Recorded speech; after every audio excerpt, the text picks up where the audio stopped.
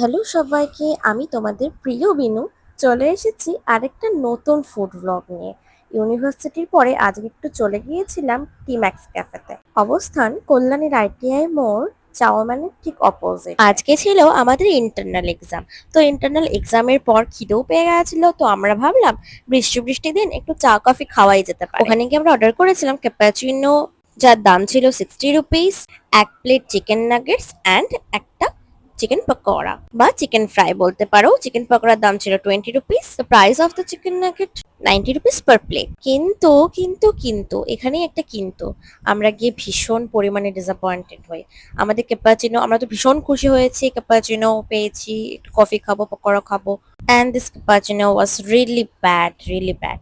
তারপরে তো এটা তো আমি চিকেন পকোড়া খাচ্ছি, বাট তার আগে আমরা নাগেটস খেয়েছিলাম, অ্যান্ড নাগেটসের সাইজগুলো ভীষণ ছোট ছিল প্রাইস অনুসারে। তো আমার খুব একটা ভালো অভিজ্ঞতা এখান থেকে হয়নি।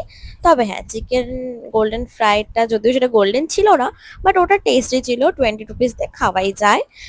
কিন্তু বাকিগুলো আমার খুব এক্সপেন্সিভ অ্যান্ড লেস কোয়ালিটির মনে হয়েছে। Hope they will improve the quality of the food. হতে পারে আদার্স মেনুগুলো ভালো, বাট যে কটা আমরা খেয়েছি আমাদের খুব এক্সপেন্সিভ লেগেছে কোয়ালিটি অনুসারে। তো এটাই ছিল আজকে কুইক রিভিউ। বাই।